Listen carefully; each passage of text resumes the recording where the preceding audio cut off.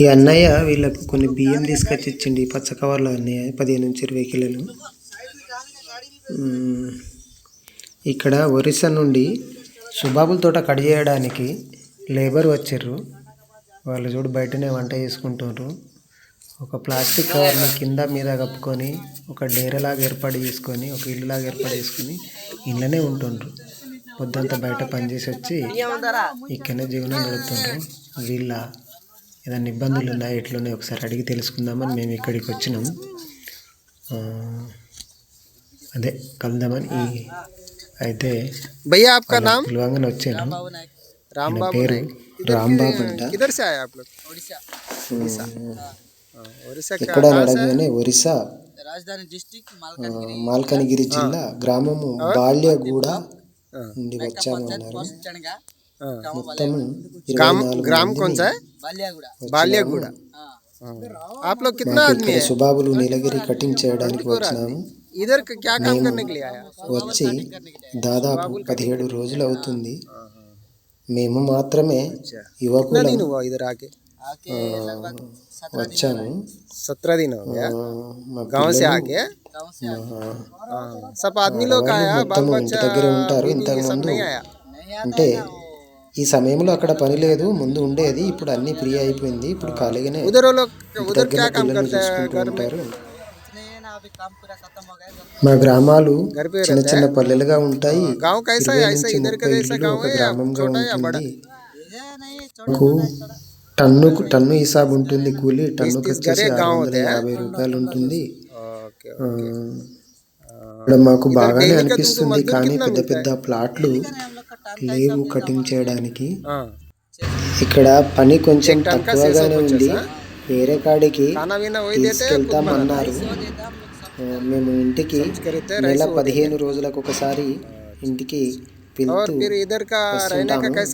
మా పిల్లలను చదువుకుంటున్నారు. మేము తక్కువ చదివాను. నేను 6వ తరగతి వరకే చదివాను. ఇందులో చదువుకున్న వారు చాలా తక్కువే ఉన్నారు. సీగిరి భూమరెడ్డి గారని రైతు ఉంటారు. అడిగి తెలుసుకుందాం ఏంటి అన్నయ్యనే కొన్ని వీళ్ళకు అంటే ఇద్దరం కలిసి వీరికి కొన్ని బియ్యం కొన్ని బియ్యం తీసుకుపోయి ఇచ్చినాం. చాలా సంతోషపడ్డారు. అలాగే ఒకసారి సీగిరి భూమరెడ్డిని అడిగి తెలుసుకుందాం వారి మాటలలో.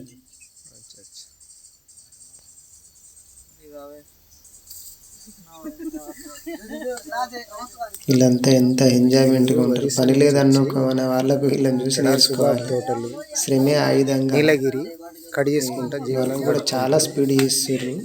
వీళ్ళ జీవితం కష్టంలోనే సంతోషాన్ని ఆనందం అనేది డబ్బులు పెడితే వచ్చేది కాదు, వీళ్ళ కష్టంలోనే ఉన్నది. భూమరెడ్డి గారు మాట్లాడుతుంది. ఈ అన్నయ్య తోట పక్కకే ఉంటుంది, అది కడి చేసిండ్రు. ఈ అన్న తోట కడిగేయడానికి వాళ్ళు వచ్చారు. బియ్యం తర్వాత వాళ్ళ వంట నేచురల్గా ఇక్కడ పొలంలోనే కట్టెలు తెచ్చుకొని 2 డ్రమ్ములలో నీళ్ళు పెట్టుకున్నారు. ప్లాస్టిక్ కవర్ని షెడ్గా మార్చుకొని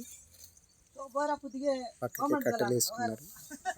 ఇది సుబాబ్ కర్ర, అది పేపర్కి వెళ్తుంది. ఈ కర్ర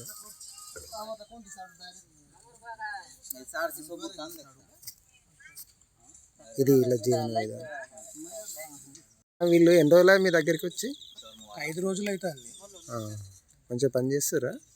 ఉన్న రోజులు మిషన్ కంటే ఎక్కువ పనిచేసేళ్ళు, కానీ ఇప్పుడు వీళ్ళకు లారీ సప్లై నిన్న సండే రావడంతో నిన్న పొద్దున గిట్ట లారీ వచ్చినట్టయితే నిన్న లోడ్ చేసి సాయంత్రం వెళ్ళిపోయేవాళ్ళు. వాళ్ళు ఆల్రెడీ ఇప్పుడు 2 రోజులు బ్లాక్ అయ్యి పాపం వాళ్ళు నష్టపోయినట్టే. వాళ్ళకి వచ్చే పెద్ద ఆదాయం దాన్ని చూస్తే ఏమో అనిపిస్తలేదు, కానీ వాళ్ళు మన వాళ్ళు అయితే 1500 రూపాయలు ఇచ్చినా పని చేయరు. ఇది వాళ్ళు 650గా టన్ హిసాబుతో కొడతారు.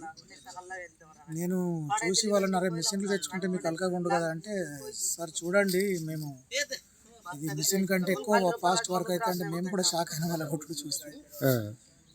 వర్క్ చేసి మొత్తం 3 రోజులలో 3 ఎకరాల ప్లాట్ మొత్తం కంప్లీట్ చేసి ఇక్కడ కుప్ప కూడా వేయడం జరిగింది ట్రాక్టర్ ద్వారా. వెంటనే వస్తే లారీ వెంటనే వెళ్ళిపోయేది. నిన్న పొద్దున్నే పోతే ఇవాళ ఎక్కువ కూడా వర్క్ చేసుకుంటాను వాస్తవంగా.